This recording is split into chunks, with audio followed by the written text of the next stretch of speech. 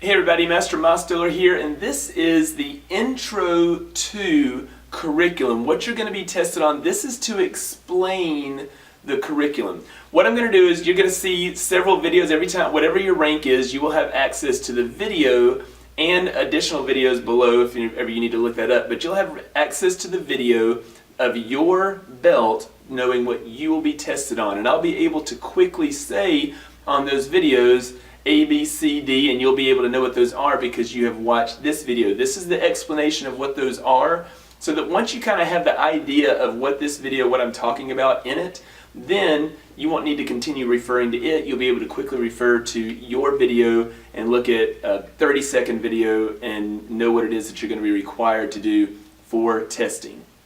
Now, with that in mind, this has to be very explanatory. So, keep in mind, first off, there are competition cycles and tactical cycles. They rotate, they take turns, so we have 3 of each per year.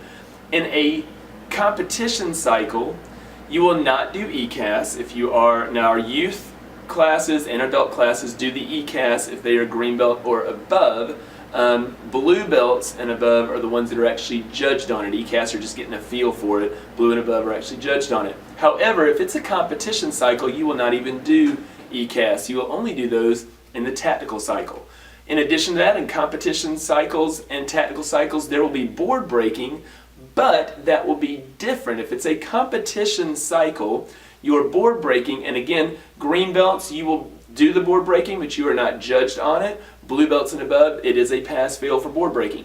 If you are a green belt through red belt in a competition cycle, then you will do board breaking based on having 15 seconds to do you'll have 4 stations, and of those 4 stations, you will have to break successfully 2. Now you only get 1 chance through that set of 15 seconds, only 1 set through those stations, but you have to only break 2 out of the 4 breaks.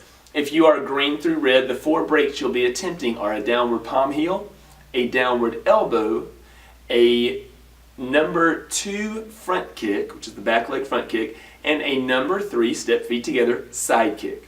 If you're a black belt, then you don't have to worry about the competition cycle for that type of board break because you don't have a testing in competition cycles. Now, if it's a tactical cycle, you're going to have the same 4 breaks if you are a green belt through red belt, or even if you're a black belt. I'll tell you what your breaks are in a minute.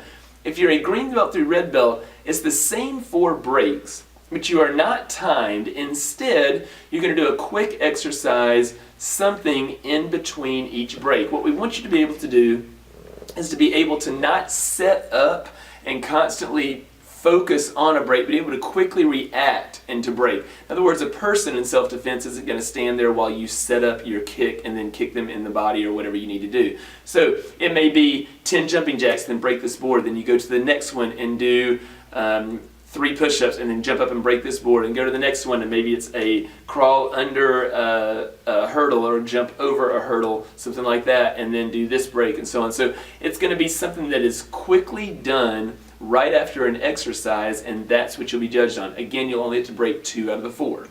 Black belts, you'll do the same thing on the tactical cycles. You'll have something that you'll need to do in between each break, and then you will do the breaks. You have to break 2 out of 4. Your breaks, black belts, are the downward palm heel, the downward elbow, the number 3 jump or skip front kick, and the spin side kick. So those would be the 4 breaks you'll attempt. Again, you'll have to break 2 out of the 4 of those. In addition, sparring, if you're a green belt or above, you spar.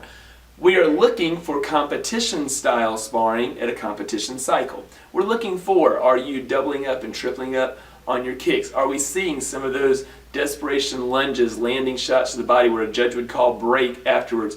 Are you doing that fake reverse, some of the tricks that we teach on drawing somebody's attention and getting the reverse punch in and so on? Are you doing some of the things with the spins where we draw strikes? We're looking to see if you're sparring like a competition sparrer. In a tactical cycle, that's different. In a tactical cycle, we want to see your techniques effective and efficient, making sure that you are putting together the combination blueprint, making sure that you are covering everything you need to cover.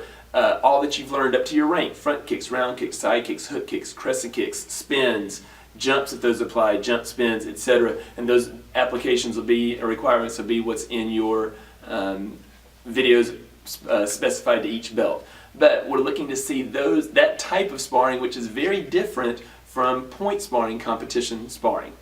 Now, in addition to that, some other things that were not affected by the competition versus tactical cycle.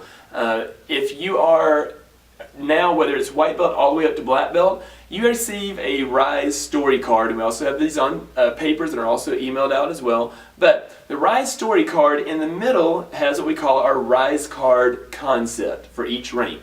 You will now be required to know those concepts, and that'll be something we can ask you at testing. For example, if you are a white belt, your RISE card goal is choose. And this reads, every accomplishment starts with a decision to try. As a white belt, you are making the decision to develop the skills of a martial artist as demonstrated by the 15 steps of our belt rank program.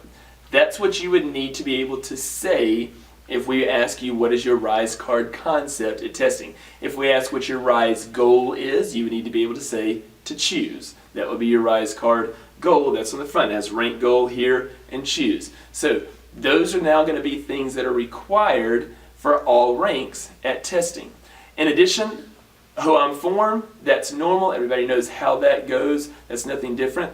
For the 1-steps, there are competition 1-steps and there are tactical 1-steps. So make sure you know which cycle that you are in order to know which 1-steps that you need to work on. We will still, for blue belts and above, be doing advanced 1-steps, and we'll talk about those in your belt curriculum specified videos. Otherwise than that, we have our combination of the cycle. If you are a green belt, you will need to do 4 moves: front leg, front hand, back leg. 4 moves of your choice that fit that basic combination. Blue belts, you'll have your front leg, jab, reverse punch, back leg, and then an advanced technique, either a spin or a jump. Brown belts, same as the blue belts, except your front leg needs to be a double kick. 2 kicks with the front, jab, reverse punch, single kick with the back, and then 1 advanced move. Red belts, 2 kicks with the front, jab, reverse punch, 2 kicks with the back leg, and then an advanced move. Black belts, you have the same as the red, but it's 2 advanced moves. So it's a double kick, jab, reverse punch, double kick, and then 2 advanced moves following that. The legacy forms are still in play, and those will apply, but remember, they only apply if you are a yellow belt, a blue belt, a red belt, or a level 2 or level 4 black belt of one of your ranks. So if you're not one of those, you're still learning those because you're going to see them again, but they're not going to be something that we actually require at testing. In addition, we're going to have black belt flow drills that have been added by Tiger Rock. Now, black belts, you have 3 tactical cycles. You have 3 times per year at this school that you'll be able to test.